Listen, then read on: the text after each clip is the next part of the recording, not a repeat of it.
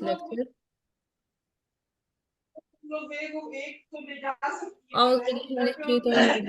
Bismillahirrahmanirrahim. It's our orientation class. That is, you can consider as a demo class. And inshallah, after that, we will start our regular classes. Now I'm going to share my PPTs so that we can start immediately without wasting our time. So today, in this orientation class, I'm not going to explain syllabus, pattern, all these things. Inshallah, जब हमारे regular classes start होंगे from tomorrow, I will explain each and everything. कि first class में हम pattern discuss करेंगे, then score किस तरह से कैलकुलेट होता है, each and everything I will explain in detail. आज का पर्पस मेरा ये है कि आपको अच्छी तरीके से डिटेल से ये एक्सप्लेन करूं कि why students not able to get the desired score, कि वो क्यों नहीं स्कोर गेट कर सकते desired score, what is the main problem. हम सबसे पहले राइटिंग को डिस्कस करेंगे, राइटिंग में क्या इश्यूज आते हैं, स्पीकिंग में क्या इश्यूज आते हैं, ओवरऑल जितने भी 4 स्किल्स हैं, listening, reading, speaking and writing. Problem क्या होता है, हालांकि हमारी इंग्लिश बेहतर होती है, इतनी भी वीक नहीं होती.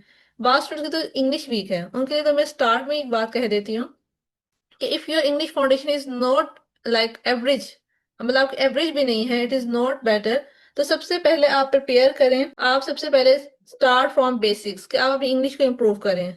After that you can start learning about आइल्स.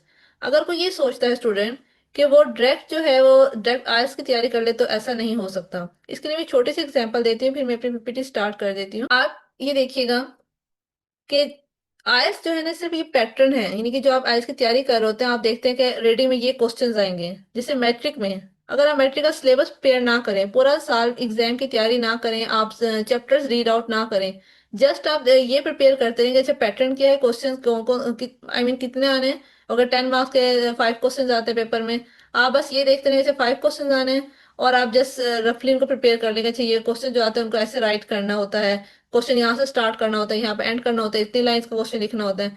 कोई आपको बार बार ये ट्रेनिंग देता रहे कि 10 क्वेश्चन होंगे, इतने मार्क्स के क्वेश्चन होंगे, आपने क्वेश्चन में 3 लाइंस लिखनी है और आपने इस तरह लिखनी है, हर लाइन जो है वो इतने वर्ड्स की हो, तो क्या आप वो पेपर पास कर लेंगे? नहीं. आपको तो ये भी नहीं पता होता है कौन सा वाला क्वेश्चन जो है पेपर में आ जाएगा. इसी तरह आईएलटीएस में आपको नहीं आइडिया होता है कौन सा टॉपिक आएगा, तो आपने सिलेबस प्रिपेयर करना होता है. आईएलटीएस का सिलेबस जो है वो इंग्लिश है. They want to check your English skills. आपको उन्होंने इंग्लिश कंट्रीज में भेजना है, तो भेजने से पहले भी चेक करना चाहते हैं कि are you able to speak, are you able to write, are you able to listen, are you able to read out. और आप तो अगर आज एकेडमिक के स्टूडेंट्स हैं, तो फिर तो आप में एजुकेशन के लिए जाने, फिर वो ज़्यादा आपको थॉरली चेक करते हैं, उसमें डिमांड ज़्यादा होती है आईएएस जनरल की निस्बत. लेकिन जनरल के लिए भी आपको सारी चीजें कवर आउट करना पड़ती हैं. इन्हें अभी कवर किए बगैर आप भी सोचेंगे इंग्लिश नहीं आती, एवरेज है, कोई बात नहीं. एक मैं आपको एक और एग्जांपल देना चाहती हूँ, जैसे कि आइसबर्ग होते हैं. ये आपने देखा होगा, जो आइसबर्ग के बारे में आप जानते होंगे, बर्फ का टुकड़ा होता है जो कि सारा पानी के अंदर होता है, सिर्फ उसकी एक टिप बाहर आ रही होती है. और आप उस टिप को देखते हैं जैसे सिर्फ छोटी सी टिप है, जिसकी वजह से बड़ी बड़ी कश्तियां तबाह हो जाती हैं. जब कश्ती उससे टकराती है तो वो तबाह हो जाती है. इसी तरह वो हम इसको एग्जाम्पल यहाँ पे उसको कोट कर रहे हैं इस लिहाज से कि जो टिप है वो बेसिकली क्या है, वही पैटर्न है, सिलेबस है आइल्स का, जो हम बार बार क्लासेस लेते हैं, यूट्यूब से देखते हैं, जगह जगह अकेडमी में जाके हम लर्न करते हैं आइल्स को, कैसे आइल्स का ये सिलेबस है, ये क्वेश्चन आने हैं, और कैम्ब्रिज की बुक से हम उनकी प्रैक्टिस करते रहते हैं. जबकि जो इसके फाउंडेशन है, यानी जो पानी के नीचे है, जो हमें नजर नहीं आ रहा, वो फाउंडेशनल इंग्लिश है, जिसको हम मुकम्मल तौर पे इग्नोर कर देते हैं इस वाले हिस्से को. जब आपकी ये फाउंडेशन मजबूत होगी, आपको लिखना आता है, बोलना आता है, कंप्रीहेंशन आपकी ठीक है, आपने इंग्लिश फाउंडेशन में काम किया, फिर कोई भी क्वेश्चन आ जाए, यानी बस फिर आप बस पैटर्न देख के चला जाए, अच्छा इसमें ये क्वेश्चन आते हैं, और आपकी स्किल्स ऑलरेडी इंग्लिश की स्ट्रॉन्ग है, तो फिर मसला कहाँ पे आएगा.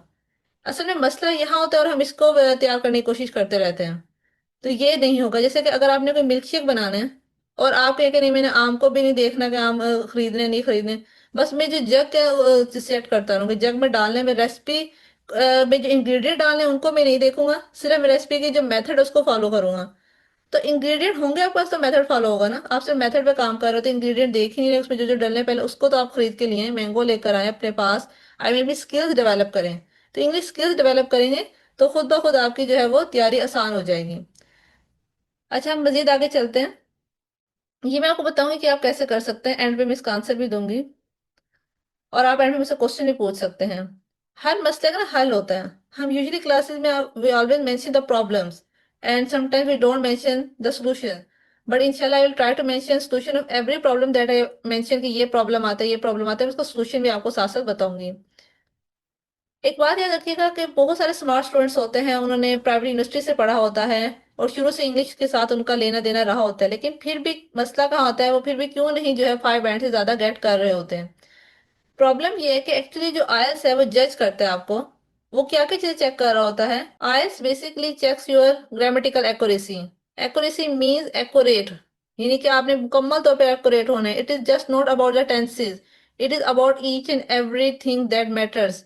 यानी कि आप इसमें पंक्चुएशन भी आती है, इसमें prepositions भी आती है, आपने करेक्टली preposition यूज करनी है, पंक्चुएशन यूज करनी है, टेंसेस आपके करेक्ट हो, स्ट्रक्चर आपका बिल्कुल ठीक हो, प्रोनाउंस आपने करेक्टली यूज किए हो। यानी कि you must have a good command our grammar. यानी ग्रामर पे कमांड किए बगैर आप ये पास ही नहीं कर सकते। ग्रामेटिकल एक्यूरेसी लिसनिंग में भी सॉरी स्पीकिंग में भी चेक होती है और राइटिंग में भी चेक होती है, दोनों में चेक होती है। आप बेशक आईएलटीएस की किसी भी वेबसाइट, वैसे तो आप ऑथेंटिक वेबसाइट यूज किया करें, आईडीपी है, ब्रिटिश काउंसिल है, उनके कंसल्ट करें। वहां पे आप क्राइटेरिया चेक करें सबसे पहले कि आईएलटीएस की राइटिंग और स्पीकिंग का क्राइटेरिया क्या है, किन क्राइटेरिया पे आपका स्कोर होता है, आपके जो क्वेश्चंस के आंसर हैं उन्हें किन क्राइटेरिया पे स्कोर किया जाता है। पहले अब आप चेक करें, उसमें आप देखेंगे कि ग्रामेटिकल एक्यूरेसी एंड रेंज, ये जो क्राइटेरिया है वो राइटिंग में भी है और स्पीकिंग में भी है, और आप इस पे काम नहीं करते हैं।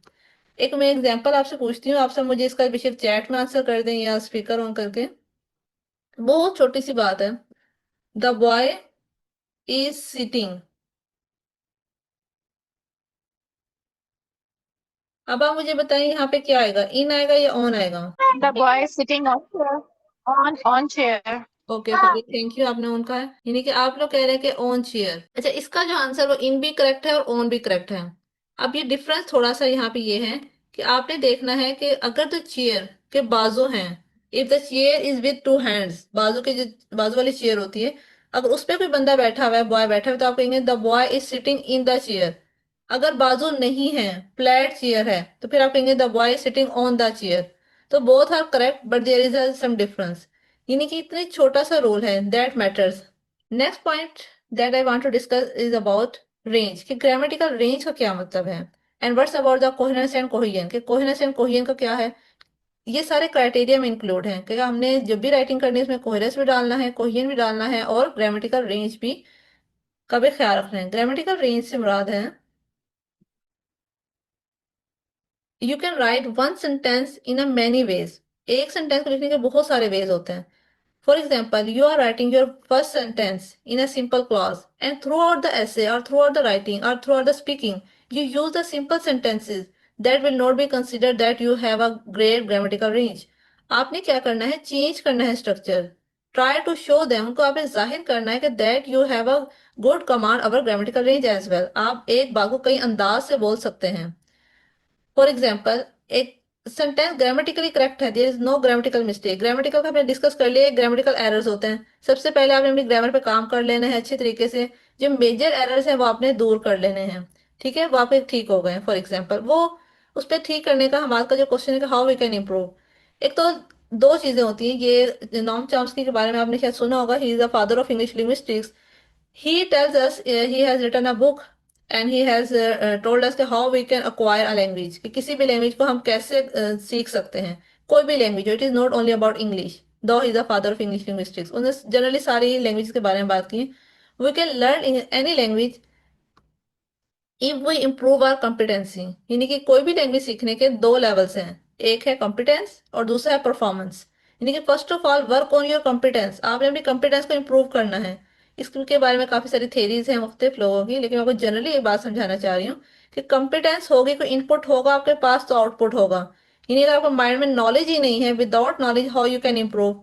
समटाइम्स पीपल से कि just with practice we can improve, it is just a myth. ये मिथ है कि हम जस्ट प्रैक्टिस से इम्प्रूव नहीं या कर सकते हैं, यानी कि प्रैक्टिस करते करते करते करते भी एक चीज हमें आ जाती है कि हम कर रहे हैं, बोल रहे हैं, या हम लिख रहे हैं, लेकिन जब तक हमें उसमें फीडबैक नहीं मिलेगा, खासतौर पर राइटिंग में। आप बचपन से लिखते आ रहे हैं, नर्सरी से लेके आपने ग्रेजुएशन कर ली, 16 ईयर्स 18 ईयर्स, तब भी आपकी राइटिंग ठीक नहीं होती, आपकी स्पीकिंग तब भी ठीक नहीं होती, क्योंकि कॉन्फिडेंस में जब प्रॉब्लम है। हाँ, अगर आपका इन्वॉल्वमेंट है ना, ये भी एक थ्योरी का आप इन्वॉल्वमेंट से लर्न करते हैं, आप इर्द गिर्द सारे इंग्लिश बोल रहे हैं, आप इंग्लिश सुन रहे हैं, तो वो इनपुट है। मेरा कहने का मतलब ये है कि कॉम्पिटेंस आप पहले इंप्रूव करें, चाहे वो इनपुट आप ले रहे हैं अपने इन्वायरमेंट से लें, खुद रीडिंग करके लें, खुद राइटिंग करके लें, खुद लिसनिंग करके लें, जिस तरह भी आप इनपुट हासिल करें आप फीडबैक लें अपनी राइटिंग पे, अपनी स्पीकिंग पे। अच्छा, फीडबैक खुद भी इंसान ले सकता है, उसका भी कुछ मेथड्स हैं, वो हम डिस्कस करेंगे। तो इनपुट जब आपके पास आएगा और आपको उस पर फीडबैक भी मिल रहा है, आपकी कॉम्पिटेंस जब इंप्रूव होगी तो आपकी परफॉर्मेंस भी इंप्रूव हो जाएगी। The first level is competence then performance. You can check it more about on Google, that it is said by Noam Chomsky. आपको मैं नाम लिख देती हूँ ताकि हम ज्यादा डिटेल से इस पे क्लास में बात करने की आप इसे खुद ब्राउज कर सकते हैं, हमारा टाइम जरा सेव हो जाएगा। मैं यहाँ पर नेम लिख देती हूँ।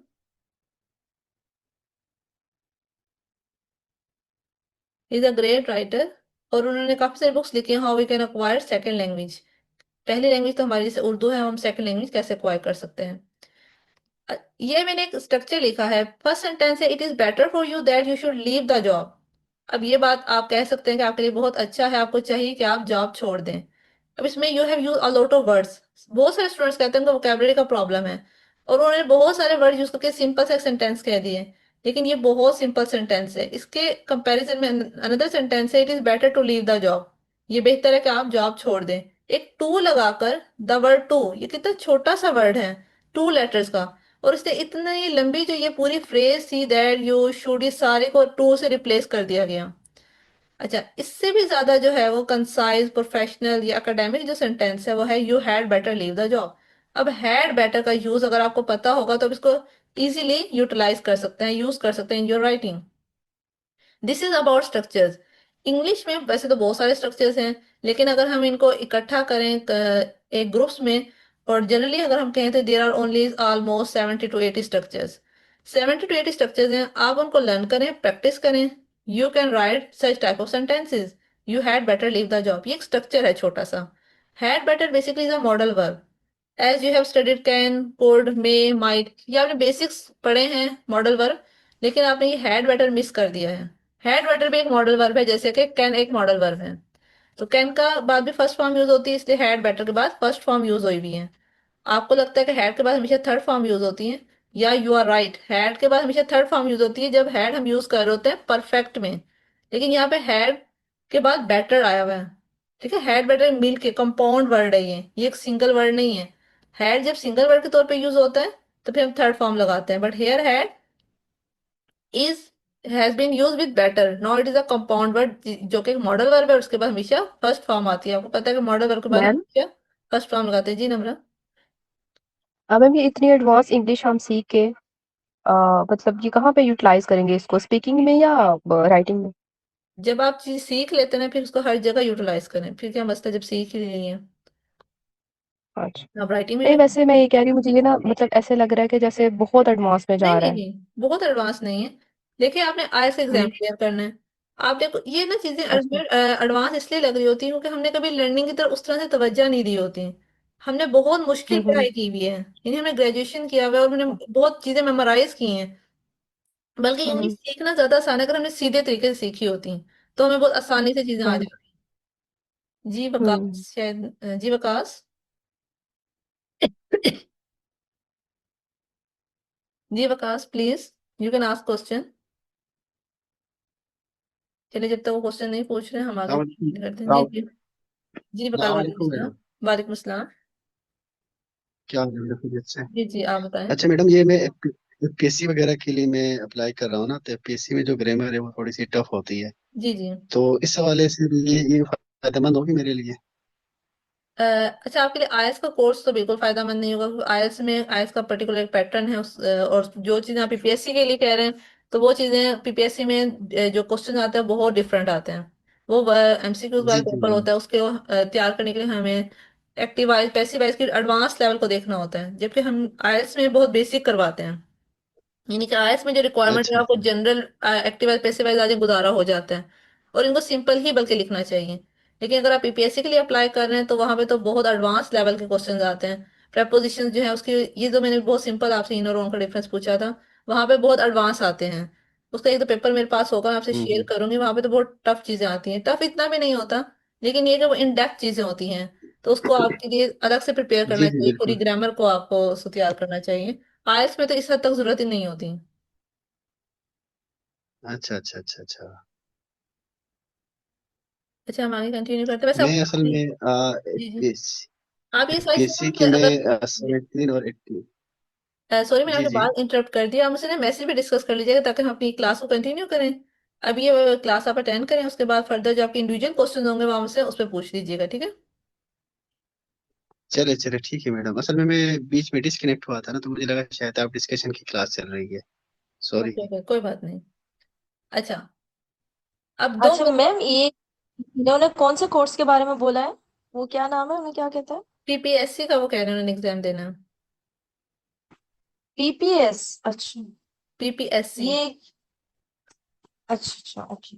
ये जॉब्स के लिए होता है। अच्छा, अब यहाँ तक वी हैव लर्न कि हमने ग्रामर एफपीएससी पे मैडम, काम कर फेडरल लिया। पब्लिक सर्विस कमीशन की जो पोजीशंस आती है ना, फेडरल कमीशन की, जी जी। फेडरल गवर्नमेंट की आती है, पंजाब गवर्नमेंट की आती है, मैं उसकी बात कर रहा हूँ।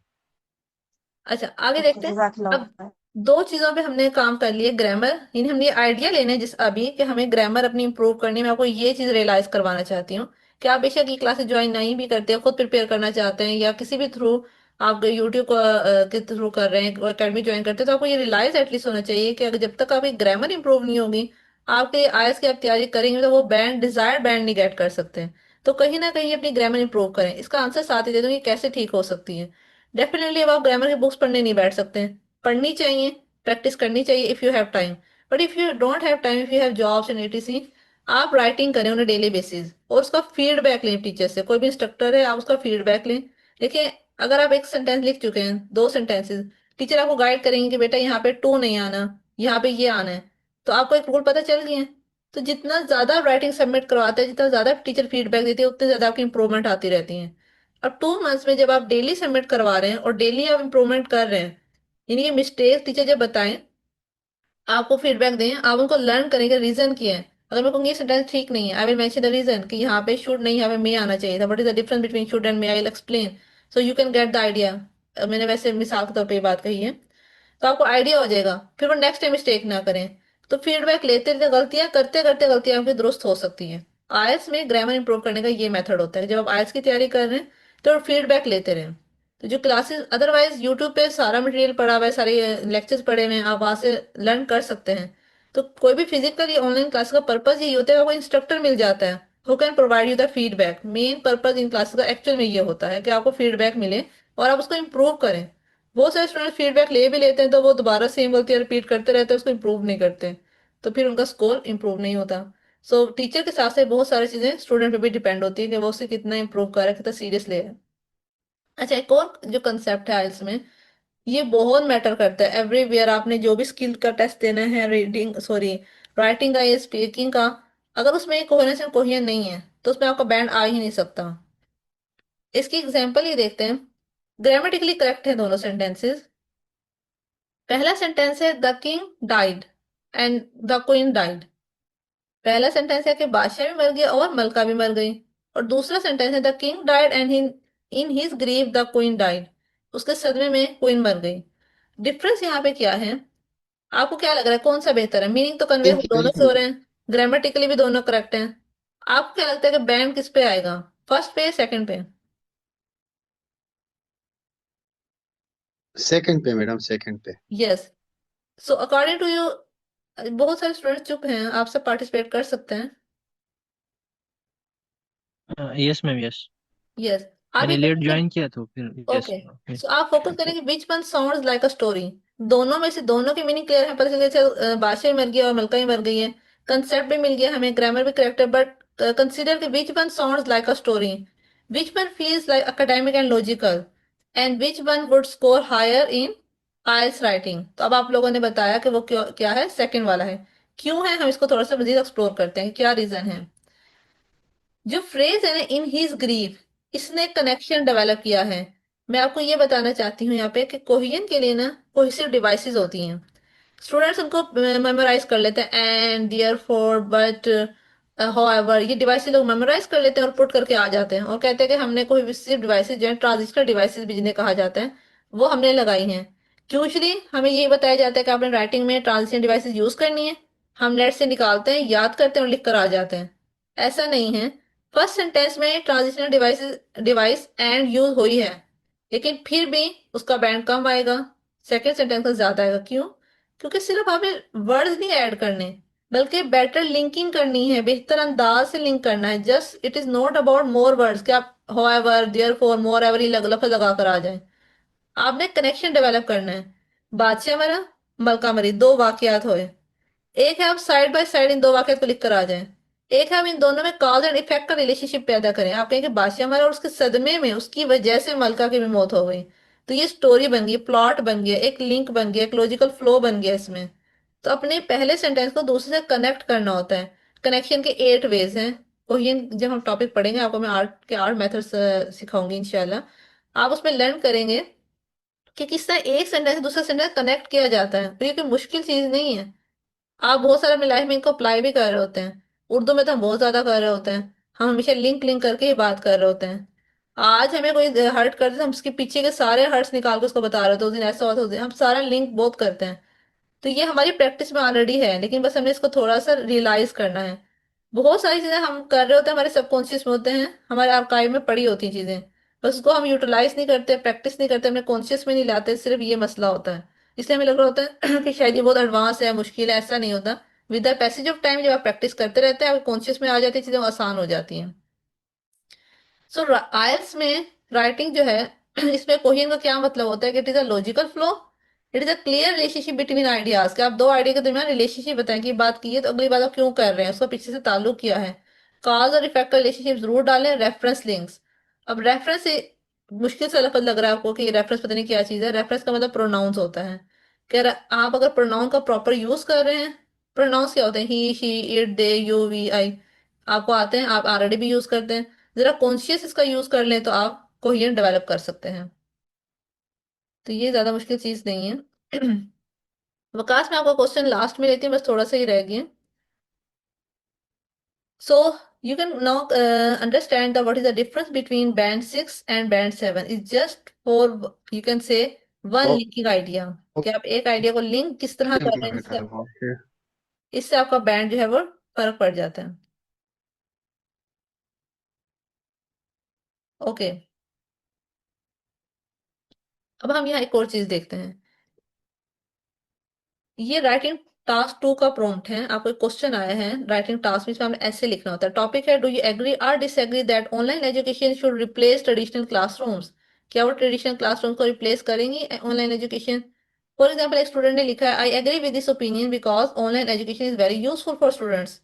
जबकि दूसरे ने इसको थोड़ा सा डिटेल से मेंशन किया, online education provides flexible access to learning while reducing geographical and financial barriers। आपको अपरेंटली लग रहा होगा इसमें वोकैबुलरी का मसला है, कि ऊपर वाले ने सिंपल वोकैबुलरी यूज किया, नीचे वाले ने वोकैबुलरी ज्यादा अच्छी यूज की। नहीं, problem and the difference is not of vocabulary. ठीक है, वोकैब यूज की है, लेकिन सिंपल वोकैबुलरी भी आयल्स में चल जाती है। आप सिंपल वोकैब यूज करें, वो आपका स्कोर नहीं डिडक्ट करेंगे। हाँ, आपने रेंजेस ज्यादा हो, एक वर्ड को आप बार बार रिपीट ना करें, डिफरेंट वर्ड यूज करें, बट सारे सिंपल यूज कर सकते हैं। आपको फ्लावरी एक्सप्रेशन की जरूरत नहीं है, डिफिकल्ट वर्ड्स डालने की जरूरत नहीं है। आयल्स जो है वो नेचुरल राइटिंग को पसंद करता है कि आप नेचुरल लिखें और सिंपल लिखें, जो आपकी भी समझ में आ रहा हो और जो उनको भी समझ में आए। नहीं कि बहुत सारे हम मुश्किल फ्रेजेस याद कर लेते हैं और लिख कर आ जाते हैं, और उसको हम मुश्किल फ्रेज को जब हम लिखते हैं तो हम अच्छी तरीके से एडजस्ट नहीं कर पाते राइटिंग में। तो फिर वो ज्यादा मसला है। इससे जब आप सादा अल्फाज यूज करें और अच्छी तरीके से एडजस्ट करके आए आप। प्रॉब्लम ये है, यहाँ पे डिफरेंस क्यों आया है।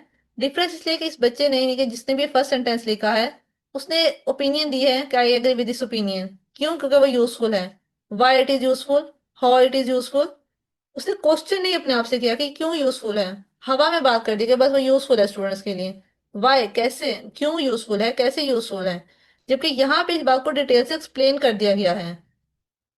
स्पीकिंग में आपसे पूछते हैं, do you like to take tea. आप कहते हैं, yes I like to take tea, मुझे बहुत पसंद है। I always take tea every day, मैं रोज चाय पीता हूँ। I like to take tea in morning, सुबह को पीना चाहते, बट वाई। आप जब वाई स्किप करते हैं ना, तो वहां पे आपका जो है वो डिफरेंस आना शुरू हो जाता है। कभी भी किसी भी कोई भी अच्छा ऑथर है, राइटर है या स्पीकर है, वो होता है जो वाई मेंशन करता है। I like to take tea why, मुझे क्यों चाय पसंद है। हम कभी खुद भी नहीं सोच रहा होता असल में अपने बारे में कि हमें चाय क्यों पसंद है, हम क्यों पीते हैं। आई टेक इन मॉर्निंग, में सुबह नाश्ते में चाय क्यों लेती हूँ, व्हाट इज द रीजन, ताकि थ्रू आउट द डे में थकावट ना हो, या कोई भी रीजन मेंशन कर सकते हैं। सो जो भी पॉइंट आपने लिखना है, डो मेंशन वाई। आप इस ओपिनियन से एग्री करते हैं? क्यों करते हैं? क्योंकि यूजफुल है, तो Y it is useful. Further भी आप वाई के बारे में सोचें कि क्यों ये यूजफुल है। आप उसको थॉरली फिर एक्सप्लेन करेंगे। इसे कहते हैं एक्सटेंशन। आप अपने आइडियाज को एक्सटेंड करना सीखें। प्रॉब्लम वोकैब का नहीं है, वोकैब आप यही सिंपल यूज करके भी आइडिया को एक्सटेंड कर सकते हैं। प्रॉब्लम है कि आपने इस चीज पे काम नहीं कभी किया कि how to extend the ideas. आप एक्सटेंड क्या करें आइडियाज को, मजीद उसे ब्रेक डाउन क्या करें कि अच्छा ये काम है तो क्यों इस वजह से, तो फिर फर्दर वो क्यों है। आपने आज मेडिसिन खाई, क्यों? क्योंकि आप बीमार हैं। तो बीमार क्यों है ये भी आपने फर्दर लिख कर आना है। जितना ज्यादा ब्रेक डाउन करेंगे, जितना ज्यादा आप वाई को क्लियर करेंगे, थॉट्स क्लियर करेंगे, उतनी अच्छी आपकी राइटिंग को कंसिडर किया जाएगा। अच्छा, आगे देखते हैं। ये डिफरेंस है लॉन्ग सेंटेंसेस में और कंट्रोल कॉम्प्लेक्सिटी में। हमें लगता है हम लंबे लंबे जुमले लिख कर आ जाएंगे तो हमारी राइटिंग बहुत अच्छी होगी। नहीं, they don't want you to write long sentences, बल्कि वो चाहते हैं जो भी कॉम्प्लेक्सिटी है उसे आप कंट्रोल करें, एम्बिग्यूटी को क्लियर करें। आपका हर आइडिया क्लियर होना चाहिए। और आप उसको जब लिखें तो बहुत ये जैसे आपको मैं दिखाती हूँ पिछले सेंटेंस में। फर्स्ट सेंटेंस ये वाला जो है यहाँ से शुरू हो रहा है, यहाँ पे खत्म हो रहा है। अगर हम सेंटेंस को ब्रेक डाउन करें तो एक पार्ट ये है, यानी कि एक क्लॉज ये है, दूसरी क्लॉज यहाँ पे खत्म हो रही है। ये तीन क्लॉजेस को कंबाइन करके लिखा गया है। तो आपको इस चीज की प्रैक्टिस होनी चाहिए कि अगर आप तीन डिफरेंट सेंटेंस को कंबाइन कैसे करना है, how to combine short sentences into a long sentence, से बड़ा कैसे करना है, कंबाइन कैसे करना है। तो कंबाइन करना होता है, वैसे लंबा लंबा सेंटेंस लिखने का कोई फायदा नहीं होता। आप थॉट्स क्लियर करें, उनको कंबाइन करके लिखें ताकि कोहेरेंस के साथ साथ कोहेजन भी डेवलप हो सके। मीटिंग एंड होने वाली है, फ्री मीटिंग जूम की। आप इसी लिंक पे क्लिक करके दोबारा ज्वाइन कर सकते हैं। हम बात को जरा शॉर्ट करके, मैंने कुछ चीजें मजीद भी क्लियर करनी है। स्पीकिंग स्किल के बारे में ये बात करते हैं। स्पीकिंग स्किल में इशू क्या आता है? आप इंग्लिश बोल सकते हैं, हमने प्रैक्टिस की भी है। एक तो उसमें स्टेप्स हैं। आप सबसे पहले देखेंगे, यानी कि जब भी हमने कोई बात करनी है, एक सेंटेंस बोलना है, आपको पता है कि एक साइकोलॉजिस्ट हैं, बहुत बड़े राइटर हैं, बहुत सारी बुक्स स्पीकिंग स्किल्स के हवाले से मैं बात। स्पीकिंग स्किल्स को इम्प्रूव करने के कुछ स्टेप्स हैं। यानी कि आपने सबसे पहले जो काम करना है, आप क्यों नहीं बोल सकते हैं। यानी कि सिर्फ मसला इंग्लिश का नहीं है, भी इंग्लिश को आप छोड़ दें। आप समझिएगा, आपको उर्दू तो आती है ना? क्या आप उर्दू स्टेज पे जाके बोल सकते हैं? यानी कि अब आप कहेंगे कि इसका मतलब प्रॉब्लम का है कॉन्फिडेंस में। चलिए सपोज करें आपको कॉन्फिडेंस भी है, एटलीस्ट आपको कॉन्फिडेंस क्लास में तो है ना, you can speak in class in Urdu. आप क्लास में इस वक्त सब उर्दू में बात कर सकते हैं with me and with your class fellows. लेकिन अगर मैं आपसे उर्दू में कुछ क्वेश्चंस करूंगी तो आप उसका आंसर नहीं करेंगे। तो प्रॉब्लम कहाँ है कि हमारे पास आइडियाज की भी कमी होती है। So problem is not of only how to say but what to say. हम ज्यादातर काम किस पे कर रहे थे? हाउ टू से, कैसे बात करनी है। हम प्रैक्टिस करते हैं, वो करनी चाहिए, मैं उसकी अहमियत से इनकार नहीं कर रही हूँ। बट मैं आपको ये रियलाइज करवाना चाह रही हूँ जो आपको रियलाइज नहीं होता, कि वर्ड में भी इशू है, कि आपको ये नहीं पता कि कहना क्या है। अच्छा, अब ये हमें कैसे पता चलेगा कब क्या कहना है, किसका आंसर क्या करना है? आज में बहुत जनरल क्वेश्चन आते हैं। It is about your self, about society, it is about general life. ये लाइफ के बारे में क्वेश्चन है, कोई ऐसा मैथ्स का क्वेश्चन तो है नहीं कि आपको उसके लिए कोई तैयारी करनी पड़ेगी। So where to come this ideas? ये आइडियाज आते कहाँ से हैं? आइडियाज आते हैं रीडिंग से, लिसनिंग से। सो राइटिंग हो या रीडिंग स्पीकिंग हो, ऑलवेज टेक इनपुट। आप जितना ज्यादा इनपुट लेंगे उतना अच्छी आपकी स्किल्स होंगी। सबसे पहला ये रोल है, ट्राई टू टेक इनपुट। क्या आप इनपुट लें, बातें करें, कन्वर्सेशन में पार्टिसिपेट करें, ग्रुप में पार्टिसिपेट करें, दूसरों को सुने कि व्हाट दे आर आंसरिंग, वो दूसरे क्या आंसर कर रहे हैं। आपसे मैं सिंपल सा अगर क्वेश्चन पूछूं ना कि डिड यू एवर विजिट जू, क्या आपने जिंदगी में कभी जू विजिट किया है? आप इसका उर्दू में एटलीस्ट आंसर कर सकते हैं कि yes I have visited, yes मैं जू गया हूँ, मुझे बहुत मजा आया, वहीं ये सब कुछ हुआ। You will describe. अच्छा, उसमें अब आप ये नहीं आपको आइडिया होगा कि उसको एक्सटेंड कैसे करना है। आप एक बात करके यस मैंने विजिट किया था लास्ट ईयर अपने फ्रेंड्स के साथ, आप खामोश हो जाएंगे। You don't know how to extend. अगर आप एक्सटेंड करने लगते हैं तो आप इरेलीवेंट हो जाते हैं। आप कोई वाक्य सुनाना शुरू कर देंगे, मैं जू गया था तो ये मेरे साथ ये वाक्य पेश आया।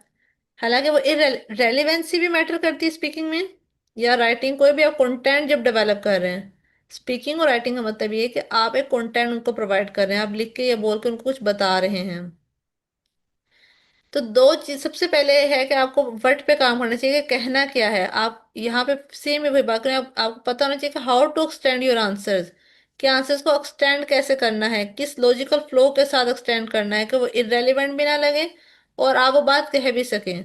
सबसे पहले आइडिया होगा, एक साइकोलॉजिस्ट हैं जिनका मैं जिक्र करने लगी थी, डेल कार्नेगी, आपने शायद उनका पढ़ा होगा। डेल कार्नेगी का कहना है कि हर इंसान बोल सकता है जब वो पागल होता है, यानी कि जब when you get mad you all can speak. तो गुस्से में हमें ये तो पता होता है हमने कहना कि अगले को बुरा भला कहना होता है, हमारा दिल कर रहा होता है, हमारे दिल में आइडियाज होते हैं कि क्यों वो गलत है, उसने हमारे साथ ज्यादती की है, और हमें उसमें टेंशन नहीं होती कि दूसरे लोग हमें क्या कहेंगे। We are not worried about being जज, बीइंग क्रिटिसाइज, बीइंग रिजेक्टेड। हमें ये टेंशन नहीं होती। हम बगैर टेंशन के इमोशनली चार्ज होते हैं, इसलिए हम बहुत स्पीड से बोल लेते हैं। तो इससे हमें आइडिया हुआ कि कॉन्फिडेंस कहाँ से आता है, जब आपको ये ना पता हो कि हमें कोई सुन रहा है और कोई क्या कहेगा। सो दूसरों के ओपिनियन जब आपके लिए मैटर करना छोड़ देंगे, हमें कॉन्फिडेंस आ जाएगा। और जब आपको ये पता हो कि मैंने कहना क्या है, मैंने इसका आंसर में क्या आंसर करना है, तो उस क्वेश्चन आप डेली देखा करें उनके आंसर्स को। अच्छा, आंसर आप वैसे तो इनपुट से भी आएगा आपको जब लिसनिंग करेंगे, लेकिन जब खुद सोचना शुरू करेंगे ना, तब भी आंसर्स के पता चलना शुरू हो जाता है क्या क्या बातें हमने करनी है। हमने सोचा ही नहीं होता कभी। आप बैठ के गौर किया करेंगे, वाह हर चीज अभी से आप देखें। आज रात आप खाना खाएंगे, सोचें कि ये खाना आप क्यों खा रहे हैं, इस टाइम क्यों खा रहे हैं। आज से अगर आप इसकी प्रैक्टिस शुरू कर देना वाई, तो आपको बहुत सारे आंसर्स मिलना शुरू हो जाएंगे। आपका माइंड का जो है, एक जो भी खामोश बैठा हुआ है वो खुलना शुरू हो जाएगा, वो भी बोलना शुरू हो जाएगा। तो do work on your word and also work on how, कि बात करनी कैसे है। डेफिनेटली इसमें भी ग्रामर की एक्यूरेसी चाहिए, इसमें भी लिंक्स चाहिए। वो तो बोलते बोलते फिर आहिस्ता आहिस्ता चीज़ें ठीक हो जाती हैं। इस पे हम कहते हैं कि परफॉर्मेंस से चीज़ें ठीक हो जाती हैं। जैसे लोग कहते हैं ना कि आप प्रैक्टिस करते हैं तो आपकी स्पीकिंग बेहतर हो जाएगी, वो हाउ के बारे में कह रहे होते हैं। वर्ड तो आपने सीखना होगा ना कि कहना क्या है, तभी आप कहेंगे। वरना आज हर कोई स्पीकर होता, हर कोई स्टेज पे जाके बोल सकता। अगर सिर्फ परफॉर्मेंस का, हम आम लाइफ में अच्छी इंग्लिश बोल लेते हैं, बट हम हर कोई स्पीकर नहीं है, पब्लिक स्पीकर नहीं बन सकता। एक क्वेश्चन आया है चैट में,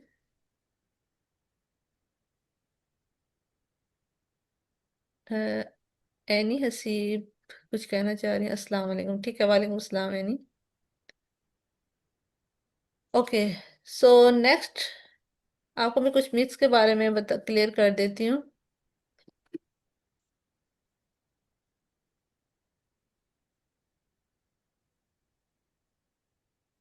हमें ऐसा लगता है कि जब हम, एक तो स्पीकिंग के हवाले से हमें लगता है जब हमारा एक्सेंट बेहतर होगा तो एक्सेंट मैटर नहीं करता।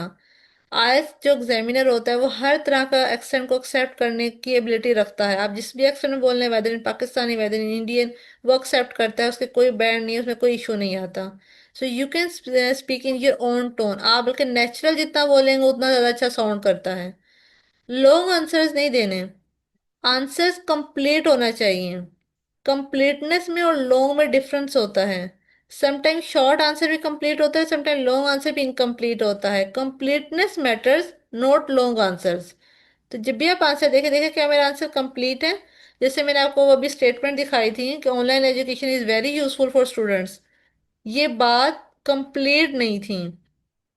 कंप्लीट तब होती है जब वो ये भी मेंशन करता है कि व्हाई इट इज यूजफुल।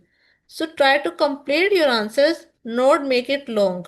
अच्छा, अगर कंप्लीट करते करते लॉन्ग हो जाए तो कोई बात नहीं, नहीं कि लॉन्ग आंसर मैटर नहीं करते, हो जाए ना हो इशू नहीं है, लेकिन कंप्लीट होना चाहिए। कंप्लीटनेस मैटर करती है, एक्सेंट मैटर नहीं करता। हाँ, जो वर्ड आप बोल रहे हो वो अगले को प्रॉपर समझ आए, कंप्रिहेंडेबल हो, अगला उसको अंडरस्टैंड कर सके। ये नहीं कि लफज इस तरह मत बोलेंगे उसकी प्रोनाउंसिएशन इतनी खराब हो कि लफज ही बिगड़ जाए, या मिक्स कर रहे हैं मुंह में, इस तरह बोल रहे हैं कि अगले को समझ ना आ सके।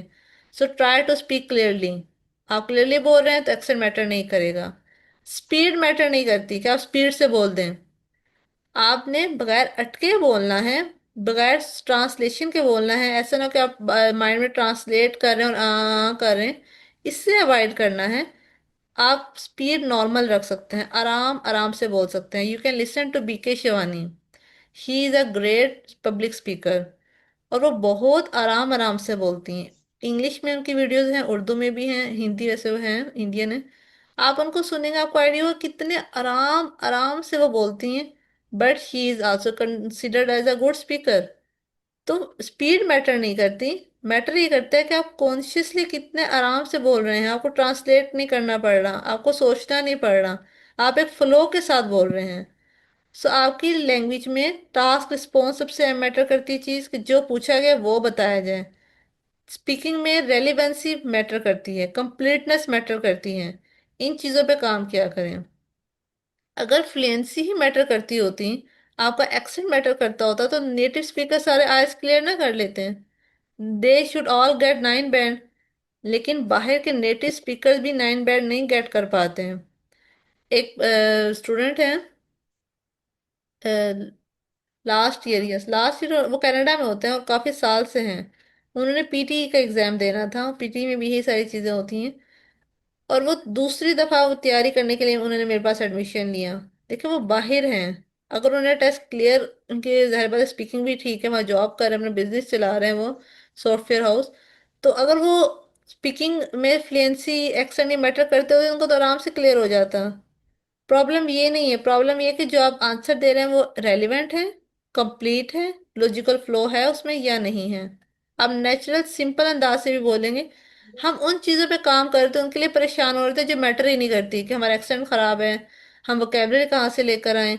राइटिंग में भी हम इन चीज़ों के लिए परेशान हो रहे थे, ये भी मैटर नहीं करती, और स्पीकिंग में भी जो चीज़ें मैटर करती हैं उन पे हम काम करते ही नहीं हैं, जिसकी वजह से हमारे लिए स्कोर लेना मुश्किल हो जाता है।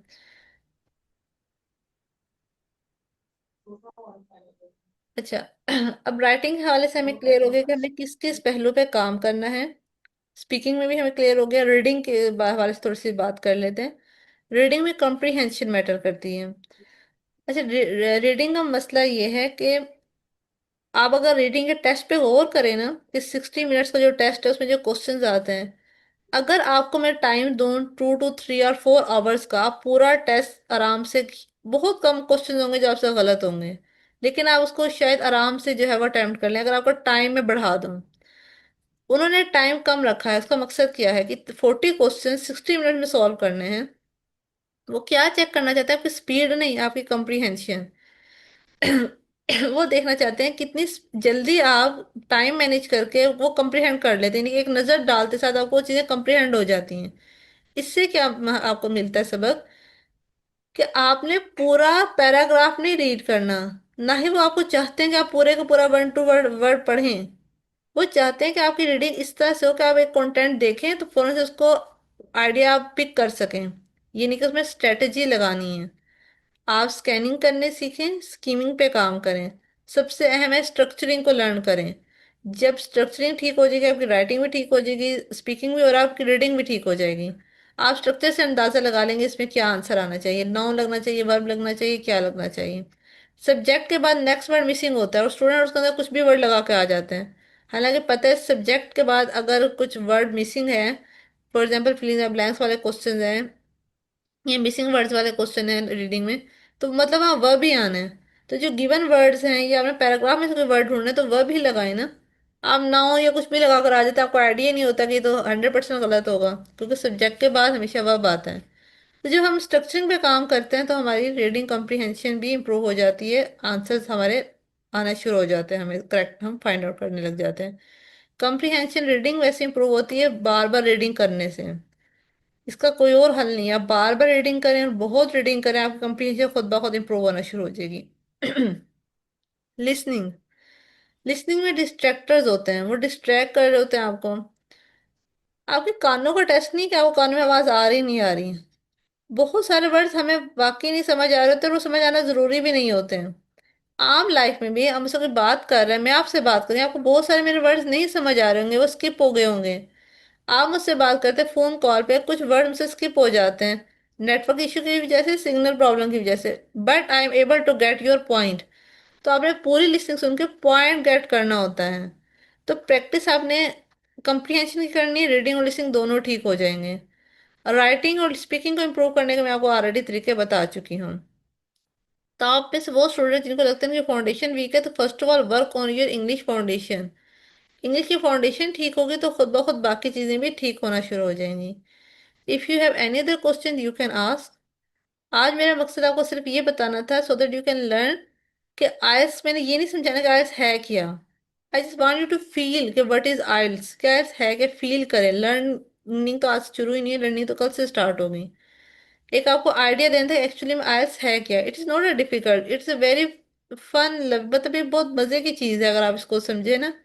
इससे आपके बहुत ज़्यादा इम्प्रूवमेंट आएगी। किसने आइल्स का एग्ज़ाम नहीं भी देना तब भी मैं कहती हूँ उसको ये कोर्स कर लें। एटलीस्ट आपकी राइटिंग ठीक हो जाती है, आपकी स्पीकिंग ठीक हो जाती है, आप रीडिंग कर सकते हैं। Not only in English but in Urdu as and any language.